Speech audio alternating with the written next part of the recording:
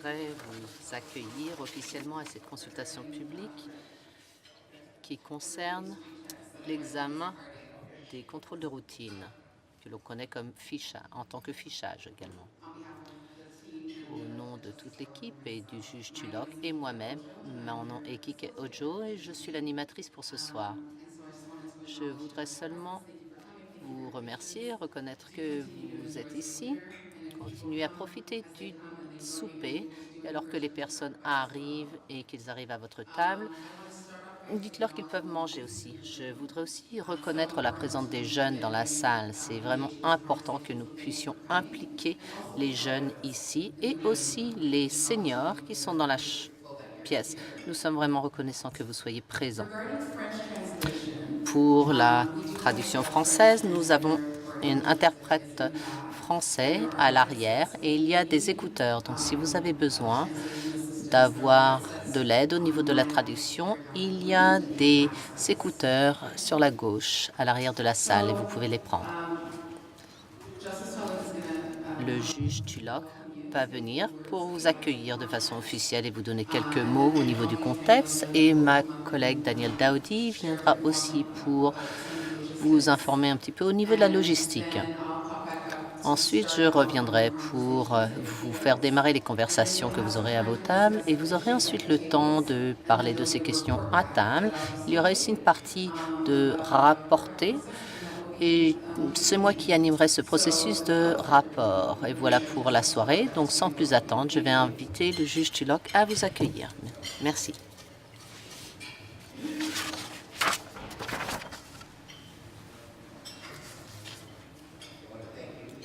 Je veux vous remercier, Kike, pour votre présentation. Bonsoir, mesdames et messieurs.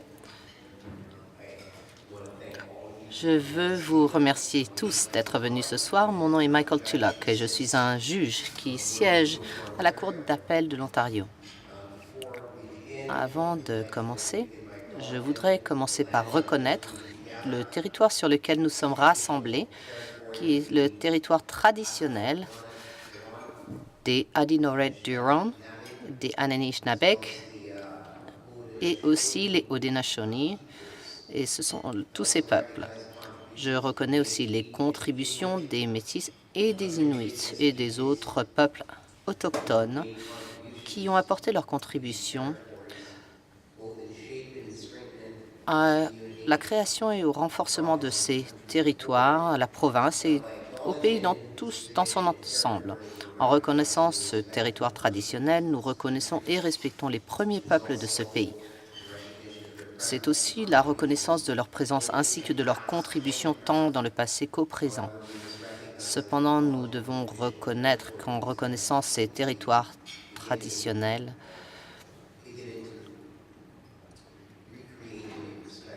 et seulement pour un début pour créer une relation avec les peuples autochtones au Canada.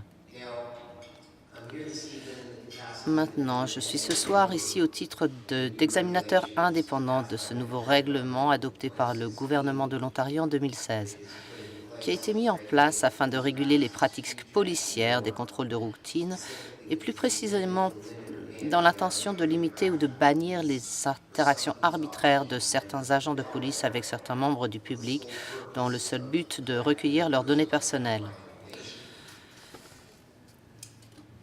Je suis un examinateur indépendant, ce qui veut dire que mon poste est indépendant du gouvernement ainsi que de la police. Comme je vous l'ai dit, le gouvernement de l'Ontario m'a demandé de conduire cet examen indépendant le 7 juin 2017. Je vais examiner le contenu de ce règlement afin de m'assurer qu'il prenne en compte le but important de s'assurer des interactions policières sans préjugés au sein de la communauté, ainsi que la cohérence des interactions entre la police et le public, et que ce soit effectué d'une façon qui promouvoit la confiance du public et qu'il respecte aussi les droits individuels et les libertés civiques. Je vais aussi examiner le règlement afin de déterminer si oui ou non les services de police, les les chefs de police et les commissions des services de police respectent les termes et respectent ce règlement. Je vais examiner ce règlement de façon très complète. Et afin de faire cela, j'ai rassemblé une équipe qui m'aide dans ce but. Depuis le mois de septembre, nous nous sommes impliqués dans un processus de consultation très poussé dans toute la province et nous avons embarqué dans le passage de ces consultations publiques. La consultation de ce jour à Windsor est je crois que c'est la 9e de 12 consultations publiques. Mon intention est de puiser dans ce que j'aurai appris lors de ces consultations afin de formuler un rapport avec des recommandations concernant ce règlement. Dans ce rapport sera remis au gouvernement le 30 novembre 2018 et sera rendu public au plus tard le 1er janvier 2019.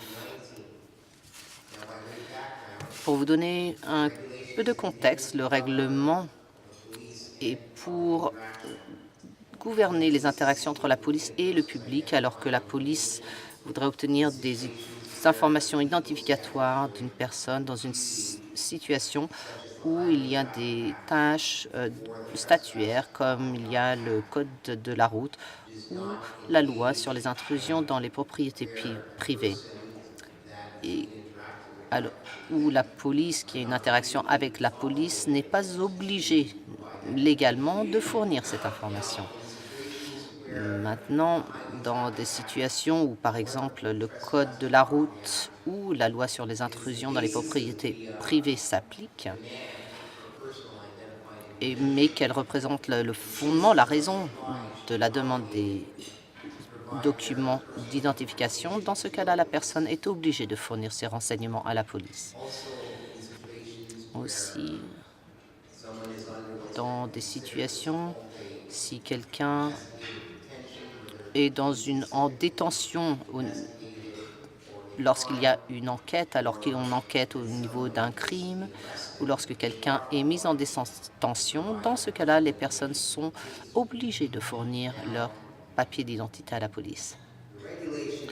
Maintenant, le règlement définit ce qu'un officier de police doit faire lorsqu'il vous demande vos papiers d'identité. Le règlement n'a pas le but d'empêcher la police de parler avec le public ou que le public ne parle plus avec la police.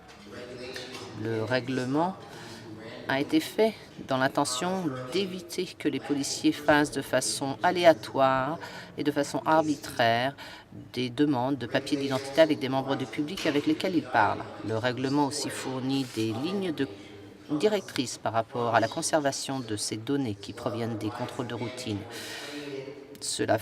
Il aussi oblige les policiers à suivre une formation concernant les nouvelles règles qui s'appliquent en fonction de ce règlement, ainsi que les commissions de police, ainsi que les exigences de rapport au public par les services de police. En gardant ceci à l'esprit, je suis impatient de passer cette soirée. Je veux insister encore une fois que cet examen est entièrement indépendant. Nous ne sommes pas ici en tant que sbires du gouvernement, mais nous sommes ici pour vous écouter, pour écouter ce que vous avez à dire de vos expériences, de vos différentes perspectives par rapport à ce règlement. Et je peux vous assurer qu'à la fin du processus, vous serez entendus et que nous refléterons tout ce que nous avons entendu et pour améliorer le processus de l'examen. Donc encore une fois, merci beaucoup.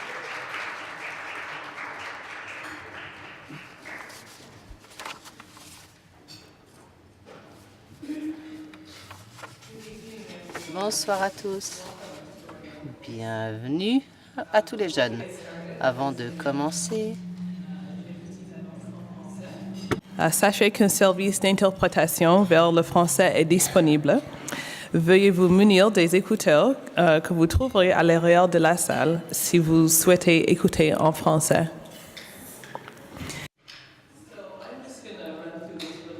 Je vais juste parler de tout cela assez rapidement puisque le temps s'est déjà écoulé. Donc, bienvenue à la consultation de ce soir. Nous avons voyagé dans toute la province de l'Ontario et nous sommes vraiment ravis d'être à Windsor ce soir.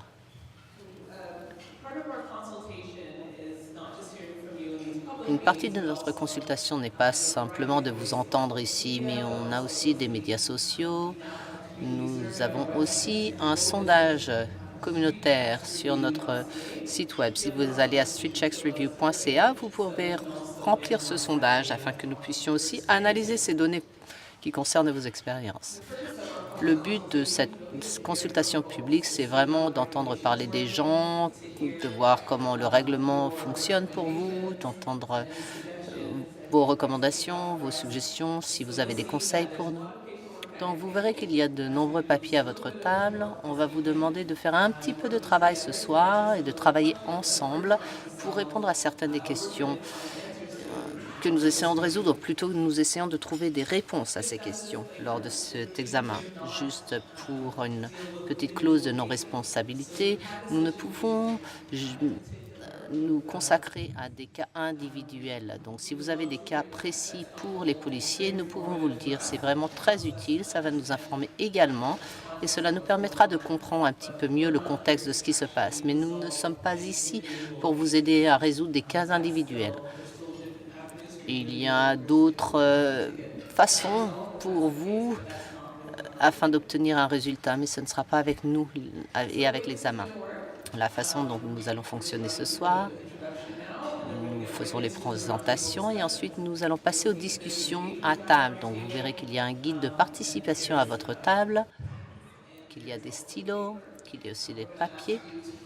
Et nous allons vous demander de parcourir les questions. Vous n'êtes pas obligé de les faire de façon systématique, mais s'il y a une question sur laquelle vous voulez vraiment vous concentrer à votre table, soyez libre de le faire. Mais il y a tout un ensemble de questions qui reflètent un petit peu ce règlement et nous vous demanderons de répondre à ces questions du mieux que vous puissiez le faire à votre table. Une fois que cela sera fait, nous aurons encore beaucoup de temps pour faire un rapport à toute la place. Donc, on demandera à chaque table de nommer une personne qui se chargera de rapporter à tout le monde. Et si vous pouviez aussi déterminer qui prendra des notes. Et sachez que M. Tulloch aussi prendra des notes.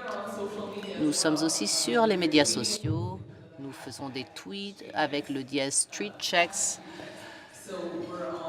Nous sommes sur Twitter, nous sommes sur Facebook, nous sommes sur Instagram. Soyez libre de nous rejoindre au niveau de la conversation, de faire un gazouillis. Vous allez voir que tous nos comptes des sociaux médias sont ici affichés à l'écran. Et pour la même chose, nous faisons une diffusion en direct avec Facebook. Comme vous pourrez voir, notre caméra pour l'Internet est ici. Le caméraman vient de vous faire signe.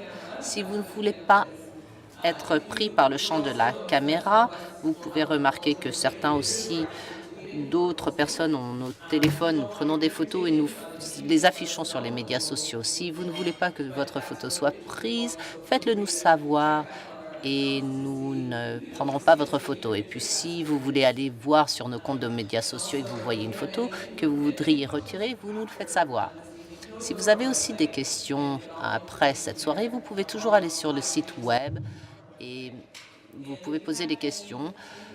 La diffusion en direct sera aussi sur le site web. S'il y a plus que vous voudriez partager que vous n'avez pas pu partager ce soir, soyez libre de nous écrire à info.streetchecksreview.ca. Je vous souhaite une bonne soirée et j'espère que vous aurez une conversation fructueuse.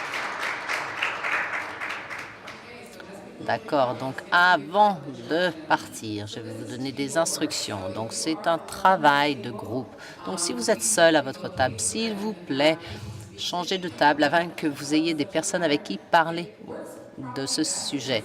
Cela marche beaucoup mieux si vous pourriez sélectionner quelqu'un qui prenne les notes et une autre personne qui sera la personne qui fera le rapport une fois que votre travail de groupe est terminé. Donc pensez à tout cela. Encore une fois, si vous êtes seul à table, changez de table et choisissez quelqu'un qui sera le scribe et l'autre personne sera le reporter. Nous allons commencer la conversation à 7h30. Donc, si vous pouviez prévoir garder cet horaire et si vous pouviez aussi vous assurer que toutes les personnes autour de votre table parlent. Soyez considérés au niveau des positions sociales. S'il y a quelqu'un qui a eu cette expérience au niveau de la vie, assurez-vous qu'ils aient le temps dont ils ont besoin pour parler de l'expérience. Et si vous pouviez vous assurer aussi que quelqu'un gère le temps à votre table, ce serait vraiment bien. Donc, nous reviendrons vers vous à 7h30 afin de commencer le processus du rapport. Je vous remercie beaucoup. Merci beaucoup. J'espère que vous avez une discussion fructueuse. Il est 19h30. Il est temps pour vous de faire vos rapports. J'espère que vous avez déjà sélectionné quelqu'un pour faire ce rapport. Merci. Merci beaucoup pour me donner votre attention. Voici la bonne partie de la soirée alors que vous allez pouvoir partager vos idées. Ma seule demande serait qu'alors qu'une de ces tables a la parole, que nous écoutions tous cette table. C'est ma seule demande. Est-ce que nous sommes prêts? Mon collègue Dave, qui a le micro en main. Dave, si tu peux nous faire signe, c'est l'homme avec le micro. C'est lui qui va dire qui a le droit de parler. Donc, désolé, je viens de remarquer que nous avons une table qui n'a pas encore vu que nous sommes prêts. Merci. Merci beaucoup. Nous sommes prêts. Dave a choisi une table, donc chaque table aura à peu près 3 minutes. Je vous dirai un carton jaune. Ce sera l'indication qu'il vous reste seulement 30 secondes si vous continuez de parler. Nous espérons que vous pouvez fonctionner selon ces règles. Et dites-nous seulement ce que vous souhaiteriez que M. Tulloch, ce que vous pensez que M. Tulloch doit savoir. Je dois vous rappeler encore que c'est un examen indépendant sur les contrôles de routine aussi connus sous le nom de fichage, c'est-à-dire que le juge Tulloch et son équipe ne représentent aucunement le gouvernement et n'ont aucun lien non plus avec des organisations de police. Vous allez voir des personnes comme mon ami Dave et moi-même qui ont des badges blancs où nous prenons des notes. C'est seulement que nous faisons partie de l'équipe du juge Tulloch et que nous prenons des notes. Donc Dave, vous avez sélectionné une table? Allez-y, monsieur. Ok, ça marche.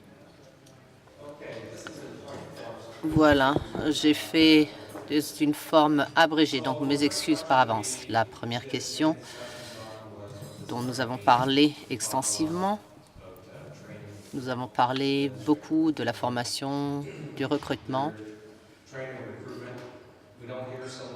Nous n'entendons pas parler beaucoup à Windsor. Nous en parlons surtout au niveau du Toronto métropolitain, c'est-à-dire les règles par rapport aux différences des sites urbains, de chercher des préjugés explicites au niveau du recrutement. On a parlé aussi des préjugés au niveau des sexes, ou que ce soit pour les policiers ou les militaires. Quelqu'un de notre groupe a mentionné que rien n'a changé. Tout ce qui se passe, ce sont des consultations en continu sans que nous voyions aucune action qui soit prise. Il devrait y avoir une responsabilité et une surveillance par le public, c'est-à-dire que les policiers ne soient pas surveillés par des policiers, mais que le public puisse aussi surveiller la police et aussi d'enlever toutes les politiques des services policiers. Nous avons une petite note, une aparté au niveau de cette réunion, par exemple. Par exemple, il n'y a pas eu de publicité faite. Il y aurait dû y avoir beaucoup plus d'informations publiques. J'ai juste découvert ça rapidement par le biais de Facebook. Les bénéfices.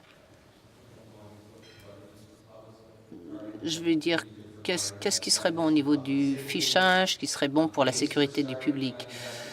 Que ce soit une base pour commencer des enquêtes et que ce serait pour développer des relations, de parler avec les gens, pas seulement de leur demander des papiers d'identité, qu'il y ait une police communautaire.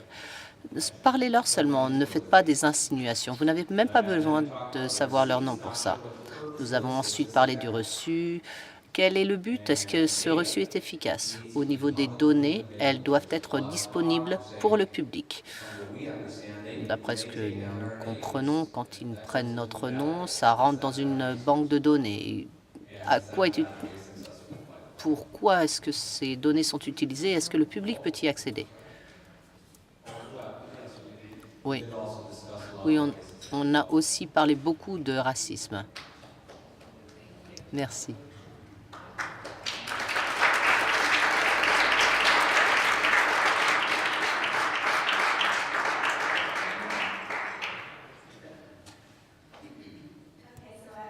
OK. À notre table, nous avions le plaisir d'avoir 3 agents de police ici. Donc, nous avons eu beaucoup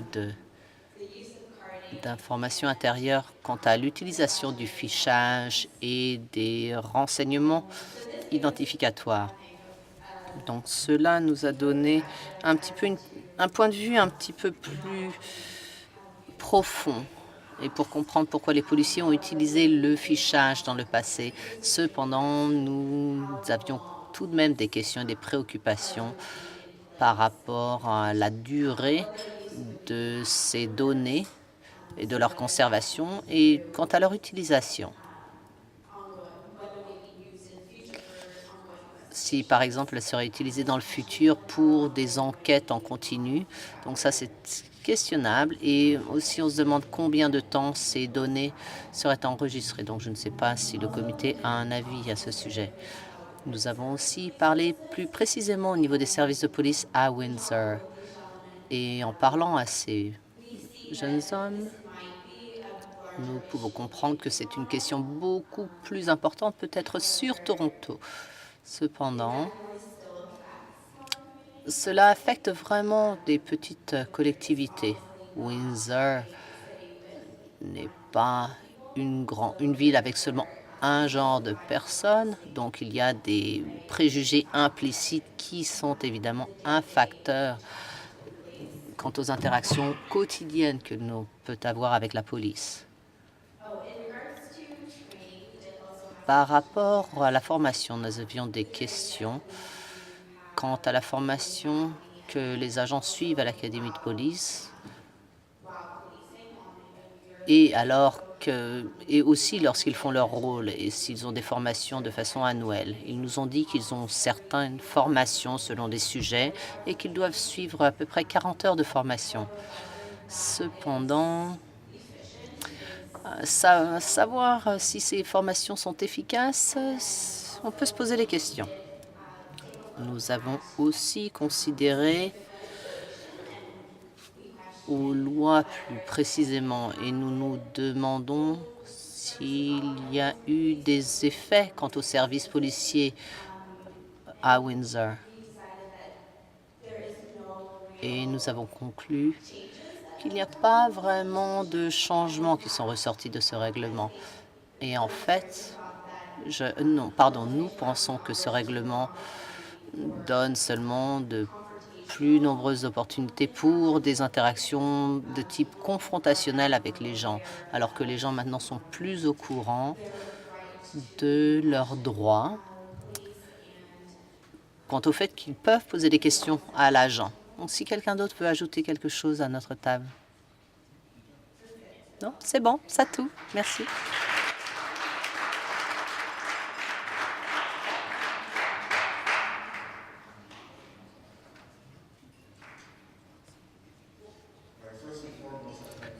Tout d'abord, je voudrais vous remercier de nous avoir permis de nous rassembler et pour avoir des informations par rapport à cette question importante. Nombre d'entre nous dans cette pièce savons que les soi-disant groupes racialisés, plus spécifiquement les communautés noires et autochtones, ont été abusés depuis le premier contact qu'ils ont eu avec les Blancs sur ce continent. Nous sommes rassemblés ici pour penser à la perpétuation de cela et peut-être de trouver des réponses à ces questions. La première question. Est-ce que vous avez entendu parler des contrôles de routine et du fichage? De façon collective, notre table a dit oui. Mais l'un des commentaires que l'on a entendu, c'était oui, mais je pensais que c'était une blague. Donc, dans un monde comme le nôtre, est-ce que c'est vraiment quelque chose qui existe? C'est vraiment triste.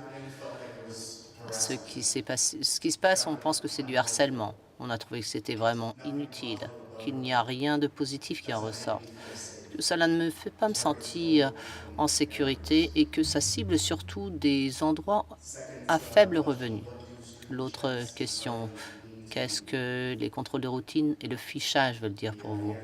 La réponse à ceci, et encore une réponse collective, c'est que cela perpétue l'étiquetage des personnes et tout ce qui en relève, et que si ça ne sert à rien.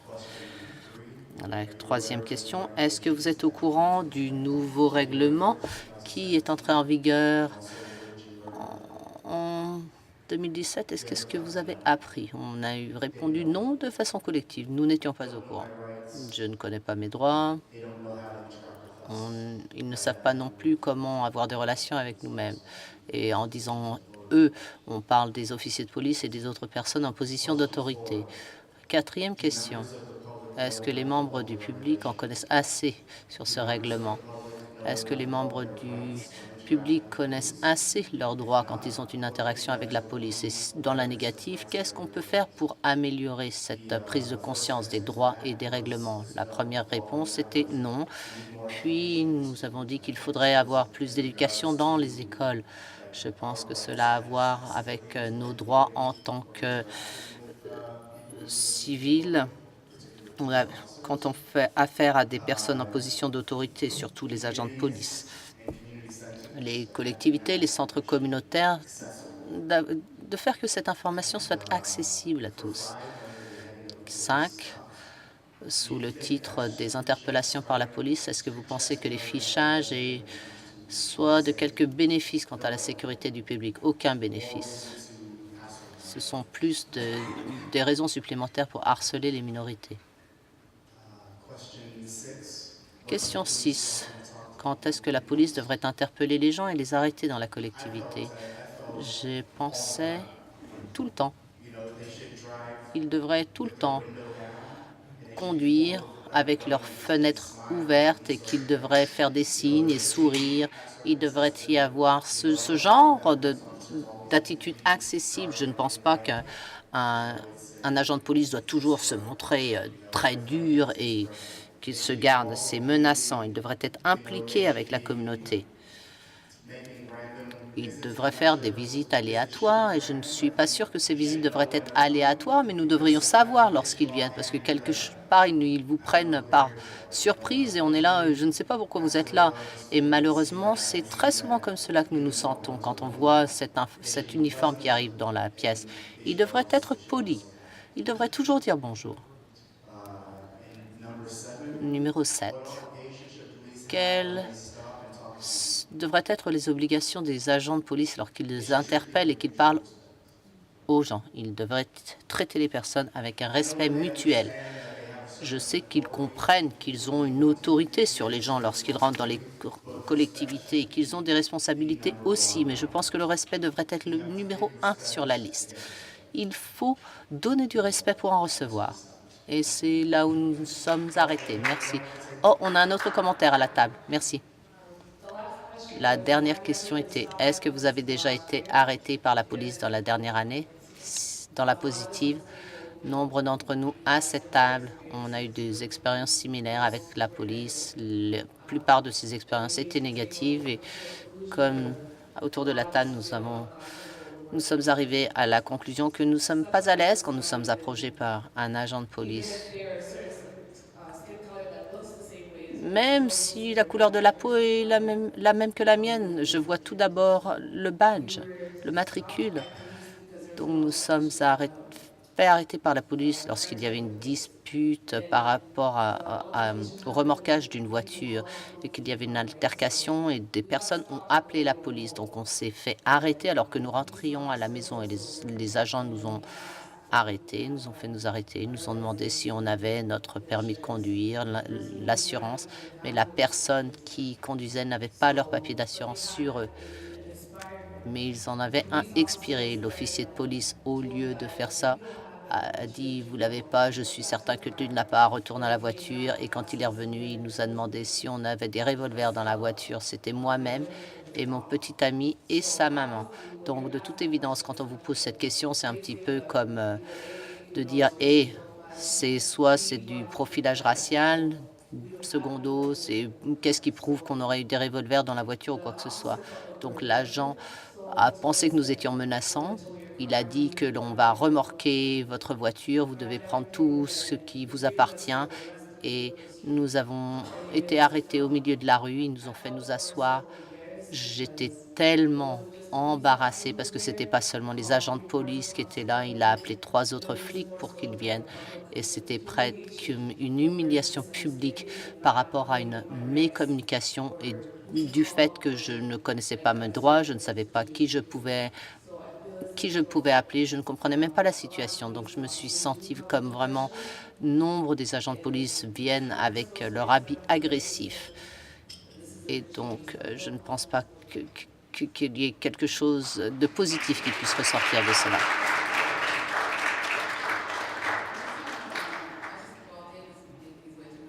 Dave est en train de se digérer vers une autre table. Je voudrais seulement reconnaître que ces conversations sont difficiles et que pour nombre de personnes, c'est comme de revivre ces expériences qui sont quelque part traumatisantes. Donc, je voudrais vraiment vous remercier parce qu'en final, si vous êtes d'accord, si vous n'étiez pas d'accord de retourner en esprit et de revivre tout cela, nous ne pourrions bénéficier de façon collective de vos expériences. Donc, l'équipe reconnaît cela et que nous vous demandons de revivre ces expériences et que très souvent de refaire l'expérience des traumas et de ces expériences, c'est vraiment difficile et nous en sommes conscients, donc merci. Mon nom est Kenny Balible, je représente une association de connexion pour les jeunes. George était supposé être le porte-parole, mais pour une raison ou une autre, il s'est débiné. J'aurais souhaité qu'il soit la personne qui parle parce que je pense que ce sont les jeunes qui sont les plus touchés. Juste à les entendre, on dirait que certaines des choses dont nous avons parlé, j'ai essayé de leur expliquer, mais je n'ai pas l'impression qu'ils comprennent ce que ça veut dire le fichage. Donc j'ai tenté de leur expliquer la signification des contrôles de routine. Et je leur ai demandé si quelque chose comme ça s'est passé. Ici, les 3 garçons qui sont ici, ils m'ont tous dit que ça leur était arrivé. Ça leur est arrivé au parc. Alors que les policiers sont arrivés, ont descendu leurs fenêtres et leur ont demandé ce qu'ils faisaient dehors. Et il était à peu près 8 heures du soir ou 8h30.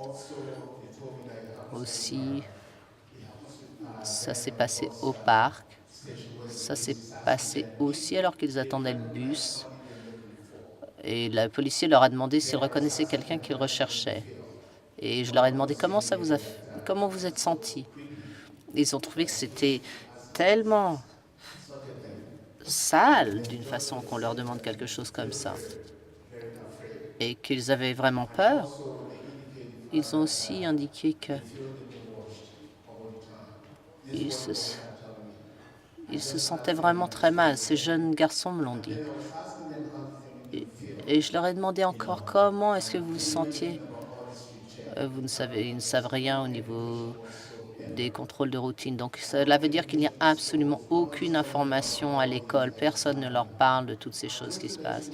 C'est seulement pour vous faire savoir que mon organisation, il y a longtemps, faisait quelque chose de très similaire par rapport à ce que vous faites. Et j'ai fait des présentations et à partir de là, nous avons approché le chef de police qui était à l'époque Connard et nous avons élaboré une brochure qui s'appelait « Connaissez vos droits ». Dans la brochure, il y avait tout ce que les jeunes devraient savoir. On en a imprimé des milliers qui ont été envoyés aux écoles pour l'éducation civique et malheureusement, cela a été oublié. Nous avons demandé au chef de la police actuelle pour savoir si nous pouvions élaborer quelque chose de similaire, parce que c'est quelque chose que tous ces enfants doivent savoir. Et juste à écouter ces jeunes, cela veut dire qu'il n'y a aucune information, aucune éducation dans les écoles. Et il faudrait qu'il y ait aussi des agents de la diversité qui doivent être noirs et qui devraient aller dans les écoles pour donner des informations par rapport à ce dont vous parlez. Voilà seulement ce que j'avais à dire en fonction de ce qu'ont dit ces jeunes.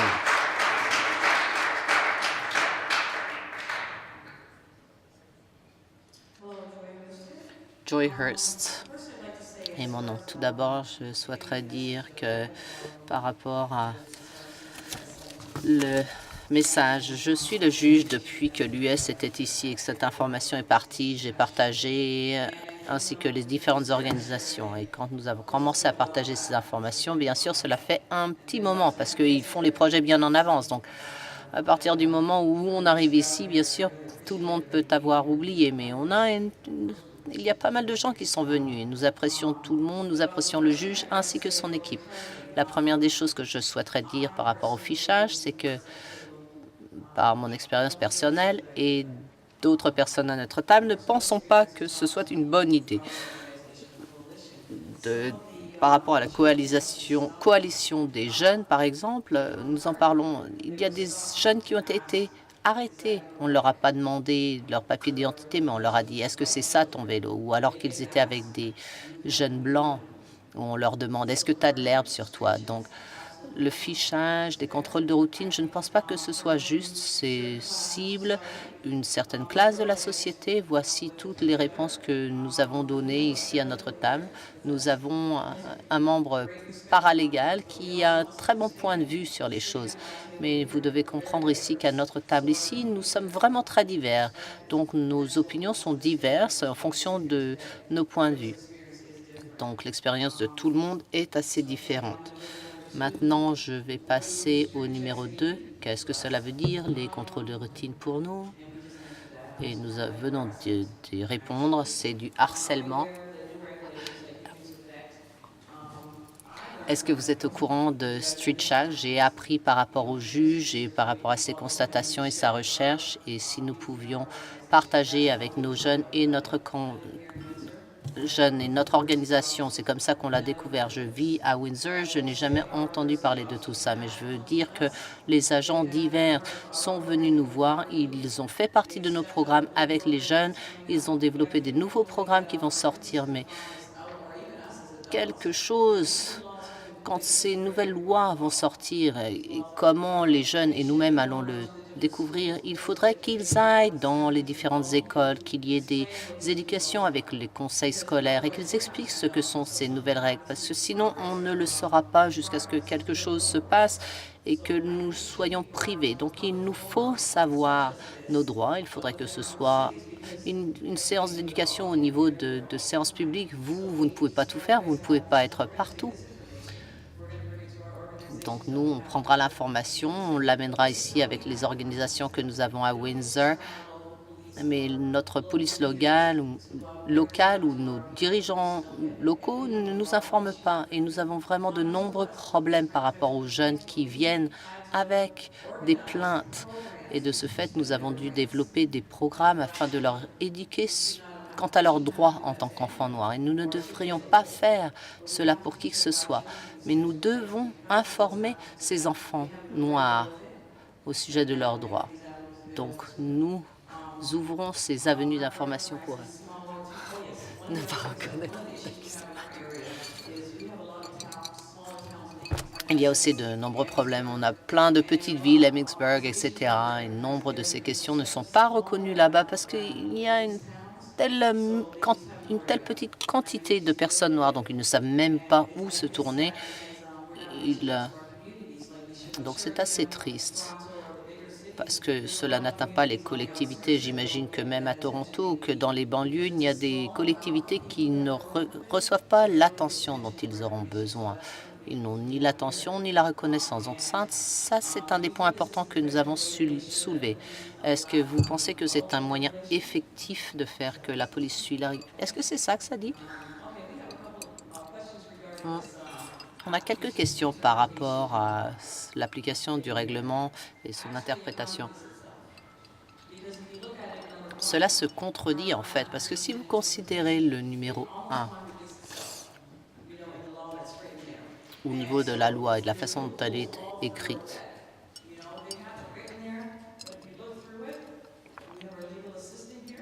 nous avons notre assistant juridique ici. Il y a vraiment des pièges là-dedans. C'est une façon dont c'est écrit, mais il y a des façons de la contourner. Donc encore une fois, le fichage, les contrôles de routine, nous ne pensons pas qu'ils sont appropriés.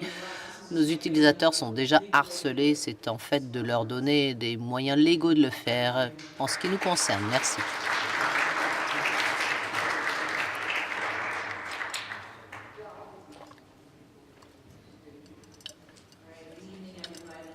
Bonsoir à tous. Je suis là avec des jeunes frères et sœurs. Dieu merci, ils n'ont pas eu trop d'expérience négative avec la police. Ils n'ont pas trop d'expérience non plus. Ils ne connaissent pas trop ce règlement au niveau du fichage. Je leur ai demandé quelle est votre opinion en général au niveau de la police. Le consensus, c'est qu'en fait, ce sont des brutes et des intimidateurs. Bien qu'ils n'aient pas encore eu d'expérience négative, ils pensent que ce sont des intimidateurs. De plus, ils pensent qu'ils sont en groupe 2 à 3 ou plus. Ils ont l'impression d'être plus ciblés par la police. Et que les policiers pensent qu'ils vont faire un mauvais coup trop souvent. Et j'explique brièvement, c'est pas parce que vous êtes en groupe que vous allez faire un mauvais coup. Quelqu'un a soulevé l'exemple du Dollarama qui est à côté de l'école et quelquefois les agents harcèlent un petit peu en disant « Ouais, si tu n'achètes rien dans le magasin, pourquoi est-ce que tu y es ?» Secondo, je leur ai demandé aussi au niveau des officiers de ressources communautaires qui sont dans les écoles. Je leur demandais comment ils se sentent par rapport à ces agents. Encore une fois, pas trop d'expérience négative. Ils ne voient pas trop de ces officiers de ressources, à moins qu'ils aient une présentation à faire, mais il n'y a pas vraiment d'implication entre les agents et les étudiants.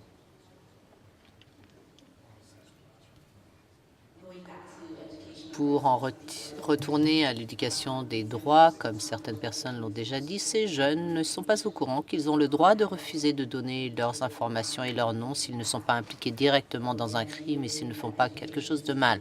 Donc encore une fois, je répète que l'éducation est clé. Encore une fois, si on dirait qu'on pouvait développer la force de police idéale à Windsor, et la réponse était d'avoir plus de diversité, parce que s'il y a une sensibilité culturelle, il est plus possible de diffuser les situations si vous voyez quelqu'un qui vous ressemble. Voilà, c'est à peu près tout pour notre table.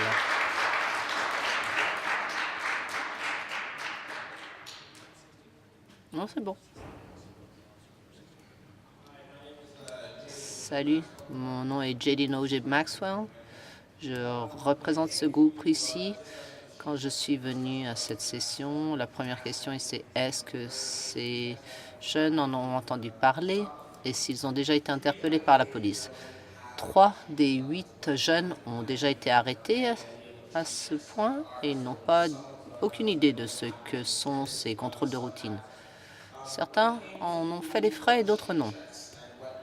Quand on en parle, si on est arrêté par un membre des forces de police, les réponses sont variées, mais elles tournaient autour de la peur.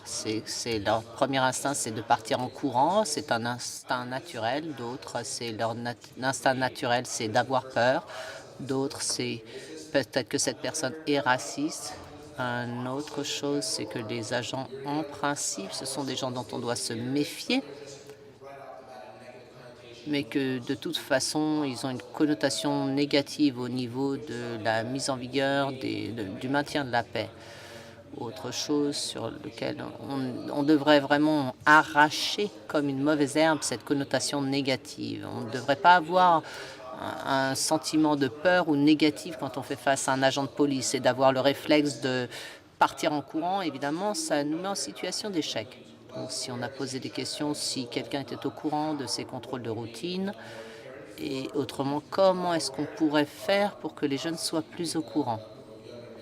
D'être un groupe de jeunes hommes, nous sommes arrivés au consensus en disant que la télévision, Google, les médias sociaux et que ce type d'information devrait être beaucoup mieux diffusé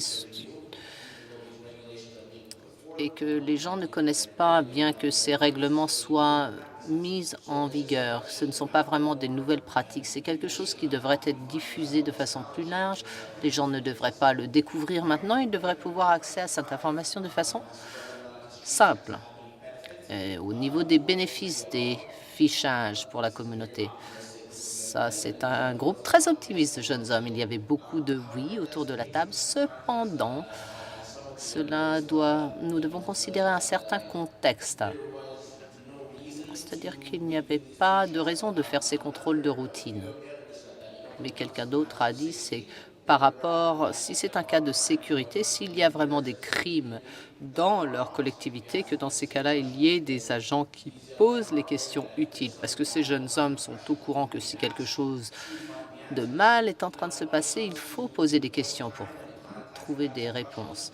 Mais le contexte dans lequel on pose les questions, là, il y a des variances. C'est vraiment s'il y a vraiment un crime ou une enquête qui sont en cours. Sinon, il n'y a pas vraiment de raison de poser des questions. Donc, je pense que le consensus, c'est qu'il doit y avoir un temps et un lieu approprié pour poser ces questions et que ce soit vraiment surtout dans le cadre d'une enquête, pas seulement pour obtenir des renseignements. Si c'est approprié d'être interpellé par un officier de l'application de la loi, ce jeune groupe dit qu'il y a des temps et des lieux où il est nécessaire, il est approprié que les personnels qui appliquent la loi posent des questions. Par exemple, s'il y a un crime qui vient de se passer ou que les policiers essayent d'empêcher un crime, mais quand et comment cela doit se passer au niveau du groupe. Ils se disent qu'à moins qu'il y ait un crime, ils ne pensent pas qu'il soit nécessaire d'être interpellés parce que immédiatement cela les met dans un état d'esprit. Est-ce que je dois avoir peur? Est-ce que je dois courir? Est-ce que je suis en danger? Donc, c'est-à-dire les décisions que l'on fait quand on est dans cet état d'esprit, ce sont des réflexes. Donc, très souvent, cela peut nous mettre plus de problèmes et que l'on se mette à courir d'une façon que l'on ne peut même pas contrôler. Concernant la question 8, est-ce que la personne a déjà interpellé quelqu'un dans ce groupe? Non.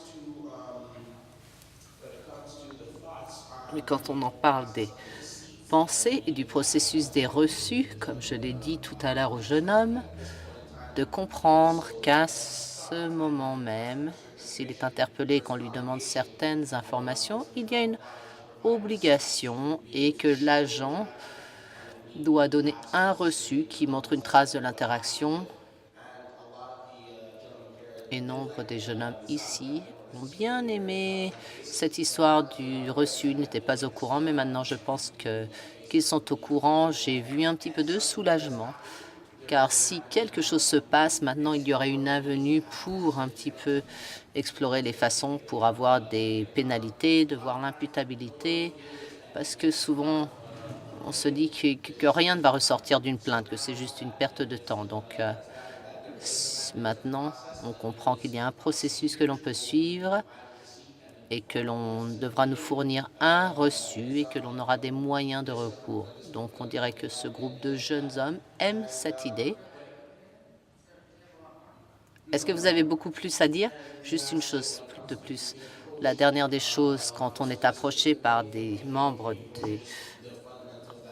de l'application de la loi, ces jeunes hommes aimeraient être approchés avec respect, avec politesse, et qu'ils ne soient pas approchés d'une façon agressive et intimidante. Et à partir du moment où cela se fait, on pense qu'on peut avoir des interactions entre êtres humains. Est-ce que vous pouvez nous dire un petit peu le groupe, les âges? Je crois que les Ils ont tous du programme AMH. Vous avez entre 12 et 14 ans, c'est ça? Oui, merci. C'est un très bon contexte. Merci.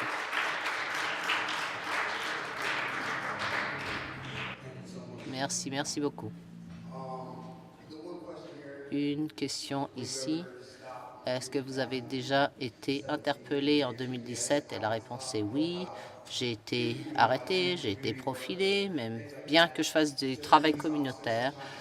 Les agents de police, de temps en temps, me regardent et la chose la plus importante est que comment ça se fait qu'ils viennent et qu'on me demande vos papiers d'identité? Ils arrivent d'une façon très agressive, comme si vous aviez déjà fait quelque chose parce que vous venez d'un certain quartier de Windsor. Donc, il faut vraiment changer cela. Et si les policiers peuvent arriver avec un plus de respect, et qu'ils posent des questions de façon agréable, peut-être que les jeunes vont leur répondre de façon gentille et donner les papiers d'identité. Très souvent, ils arrivent agressivement, ne savent pas d'où nous venons, et cela rend les choses difficiles pour nous. Les jeunes femmes qui sont là-bas, elles vivent dans le même quartier. Je vous parle à vous qui êtes à l'arrière. Elles me disent toujours, dans mon quartier, la police sait qui sont ces enfants. Ils savent qui sont les fouteurs de merde. Mais ils posent aussi des questions aux enfants qui essayent de s'en sortir. Donc ça m'est arrivé. Le YMCA était sur la rue Victoria et moi je devais traverser un quartier où il y a beaucoup de clubs, il y a de nombreux agents de police. Alors que je marchais du YMCA, alors que je jouais du basket, ils pensaient que j'étais quelqu'un d'autre et ils ont commencé à me demander mes papiers d'identité. J'étais un jeune homme, j'avais pas de papiers, ils m'ont arrêté, ils m'ont mis et puis plus tard, ils ont remarqué que j'étais juste un gamin qui rentrait à la maison. Donc la grosse erreur, c'est que il y a des enfants qui causent des problèmes, mais parce qu'ils ressemblent à d'autres enfants, c'est une vraiment mauvaise conception. S'ils pouvaient arriver avec du respect, l'une des choses que la police peut faire et l'obligation qu'ils devraient avoir alors qu'ils parlent aux gens, c'est comment elle devrait se comporter lorsqu'il parle à des gens dans la collectivité. S'il vient dans la collectivité, s'il se pointe à un barbecue, quelque chose, qu'il vienne en uniforme et qu'il parle à ces jeunes. Ça fait 8 ans qu'on fait tourner ce programme, comme je vous l'ai dit, mais il n'y a aucun officier de police qui ne se soit jamais venu pour le programme. C'est nous qui devons aller les chercher. Mais ils viennent dans notre quartier quand quelque chose se passe ou quand ils recherchent quelqu'un, d'accord? Mais ils ne viennent pas sur une note positive. Ils ne viennent pas juste pour parler aux jeunes ou pour jouer au basket avec eux, par exemple, ou de faire des activités un petit peu sympas pour les gens du quartier. S'ils faisaient un petit peu cela et pour voir qui est un bon élément et qui est un mauvais élément, je pense que ce serait une meilleure situation. Je pense qu'on aurait un endroit plus sécuritaire et qu'on pourrait faire mieux du travail ensemble. Donc, si la police veut vraiment qu'il y ait un quartier plus sécuritaire, donc je pense qu'on serait tous à la même page dans ce cas-là.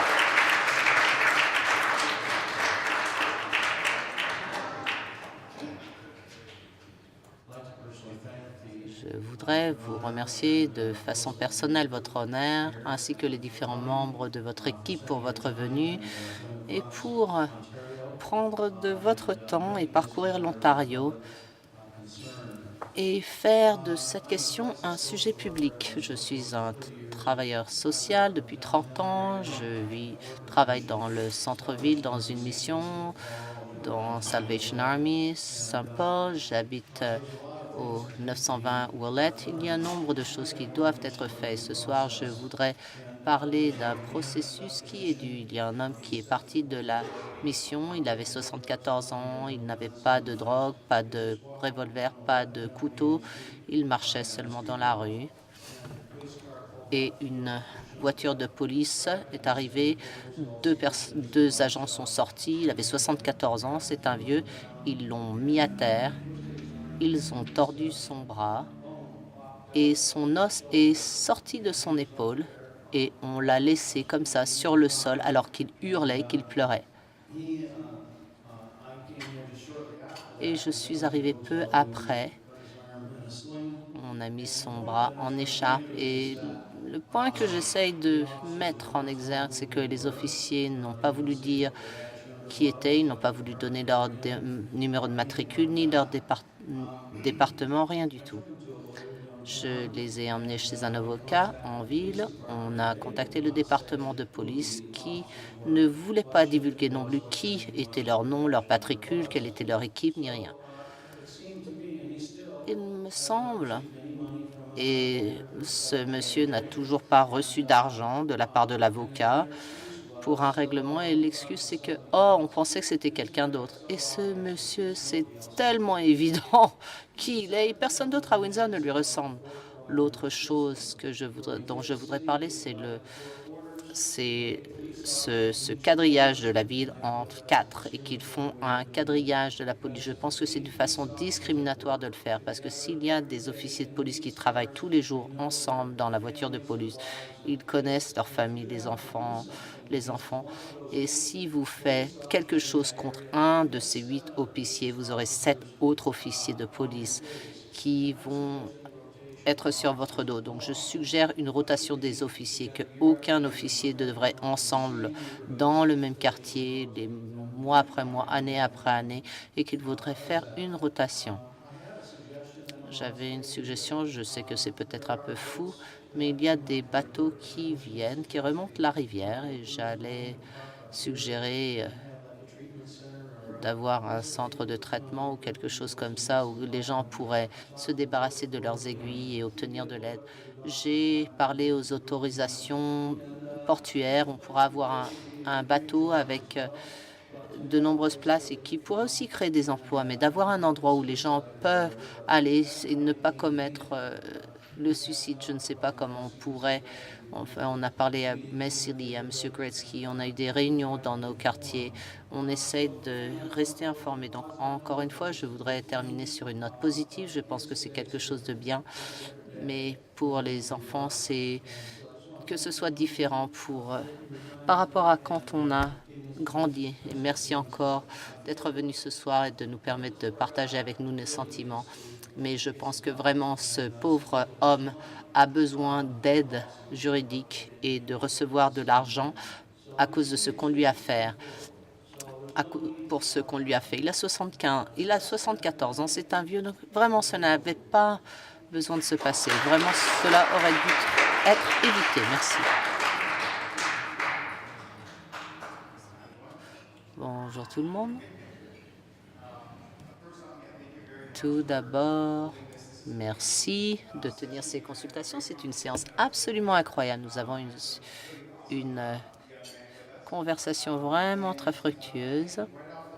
Je pense que dès le départ, on a parlé tout de suite au niveau de l'éducation parce que nombre des jeunes ne connaissaient pas grand-chose par rapport au contrôle de routine ou au fichage. Alors qu'on allait plus avant dans notre conversation, et qu'on parlait des lignes directrices et de ce qui ne doit pas être fait, quelques points qui font écho à ce qu'on a entendu dans le reste de la pièce. Quelque chose qui était vraiment intéressant, c'était que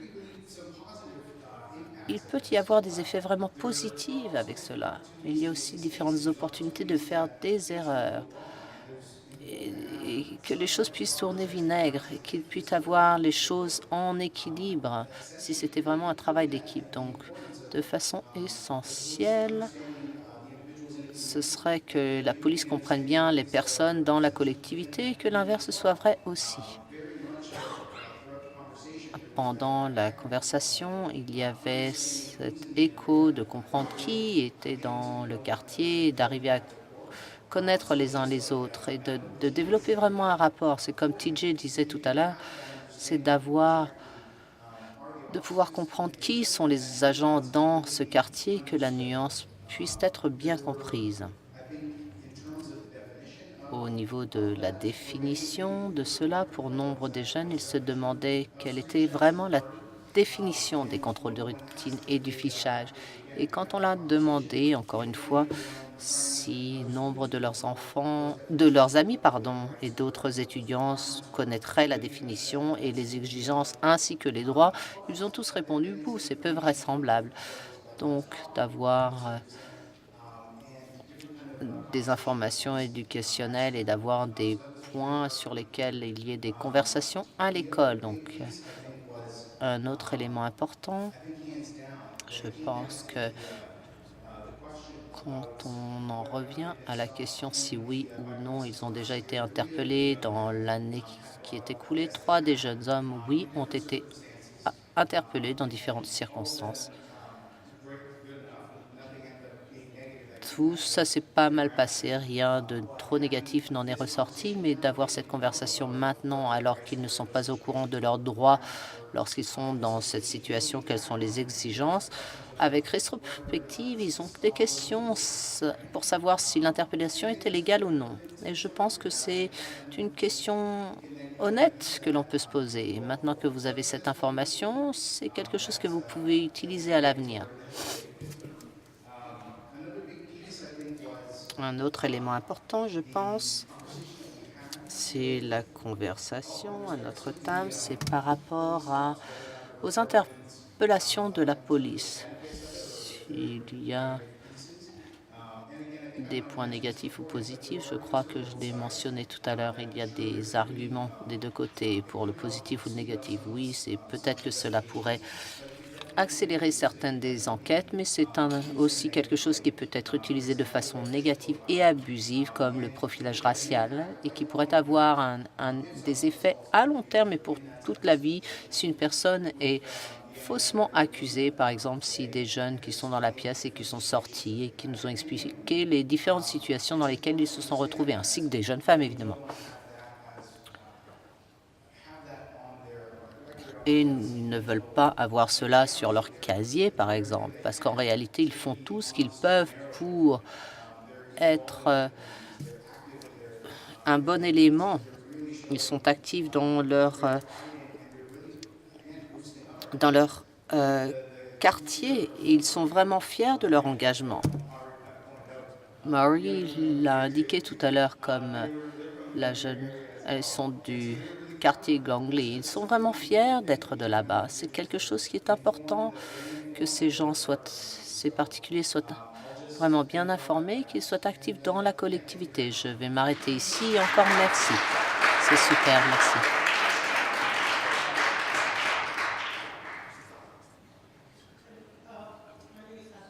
Mon nom est Abialef Palabi. Encore une fois, merci beaucoup pour cet événement qui est vraiment nécessaire. Je vais tenter de ne pas répondre aux questions auxquelles on a déjà répondu, juste pour gagner du temps. On va passer à la question finale par rapport à nos pensées. Nous pensons que les gens, pas seulement les agents, mais les collectivités doivent être déprogrammées par rapport à la formation qui leur a été donnée durant leur éducation. Surtout dans certains groupes et au niveau de certaines races, parce que tout le monde est impacté. Les agents de police et nous-mêmes. On a parlé de ce fichage, que ce soit utile ou pas. Par exemple, personne ne s'est plaint au niveau du programme des droits parce que c'est pour tout le monde. Mais le fichage est devenu un problème lorsque certaines personnes se sont senties victimisées. Donc, sur une note finale, nous pensons que beaucoup de choses ont été faites pour former les agents de police, mais qu'on doit encore faire beaucoup plus.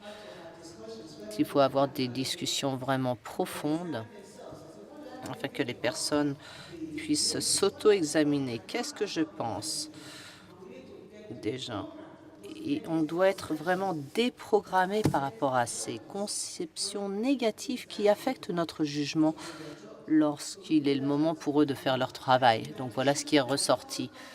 En sus, cela vient aussi de la communauté. Il y a 2 jeunes noirs qui livraient le National Post alors qu'il y avait nombre des appels à la police parce qu'on livre le journal à 5 heures du matin. Donc, encore une fois, c'est chez nous ici.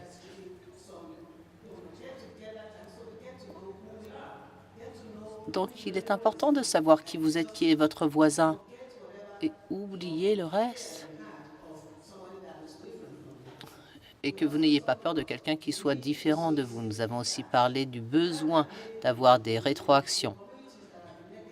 Plutôt, et surtout les communautés noires qui ont été vraiment affectées.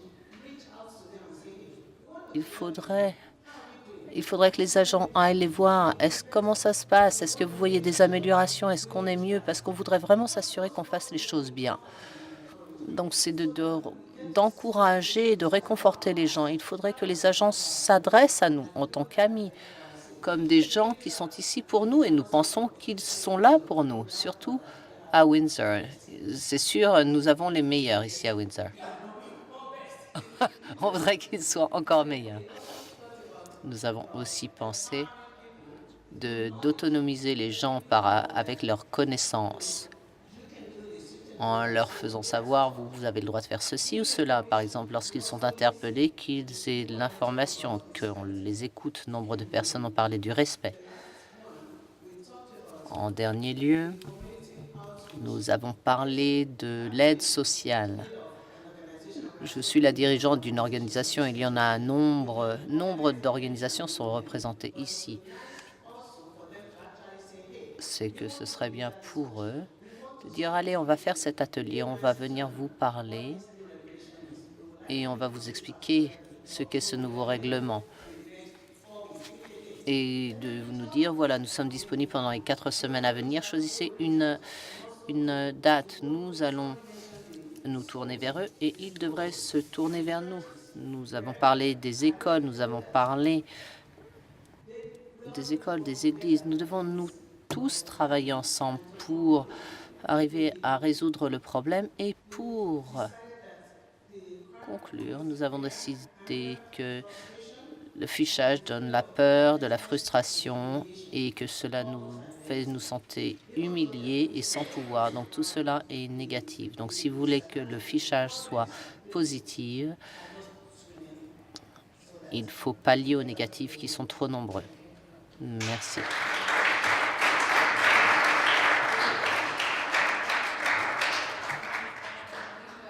Je pense que cela termine la partie des rapports. Encore une fois, au nom de M. Tulloch, en fait, il viendra vous parler rapidement. Je voudrais simplement vous remercier. C'est un vraiment bon processus. Nous reconnaissons encore une fois que ces conversations peuvent être difficiles. Ah, pardon, il y a une main ici, Dave.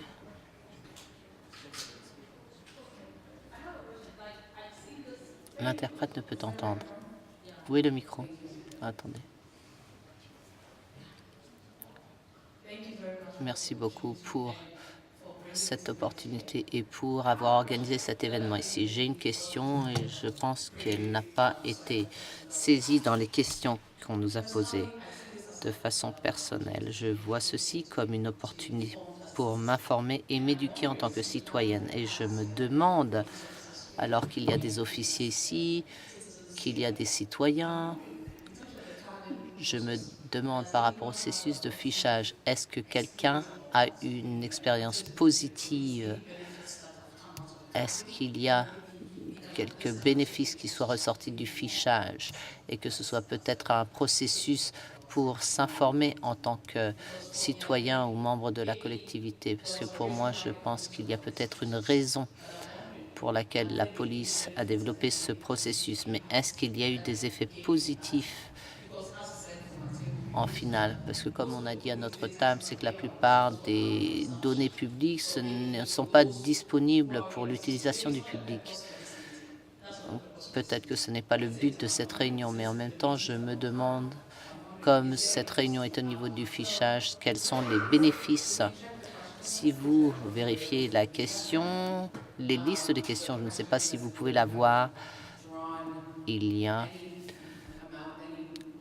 dans les questions, il y a un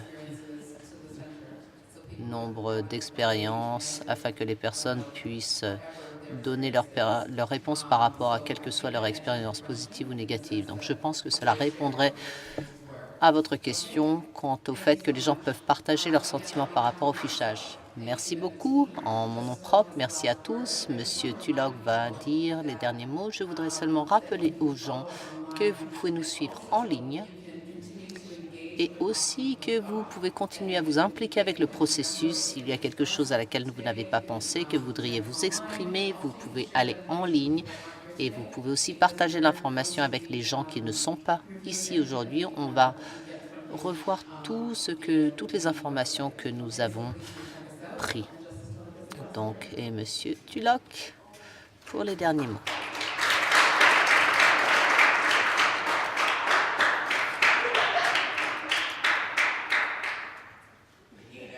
Encore une fois, je voudrais remercier chacun d'entre vous d'être venu ce soir.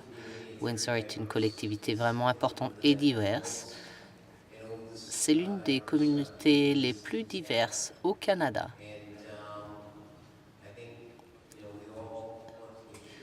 Et nous voulons tous nous assurer que les relations entre les citoyens et la police soient en harmonie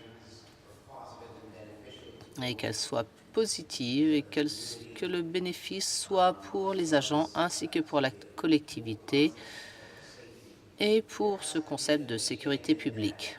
On doit cependant comprendre que chacun d'entre nous, en tant qu'individu, en tant que citoyen, nous avons certains droits civiques, et que ces droits et libertés civiques doivent être respectés. C'est un équilibre difficile à faire entre la sécurité publique et celle du respect des droits individuels et des libertés civiques. Et voilà ce dont on parle, c'est par rapport aux interactions entre le public et la police.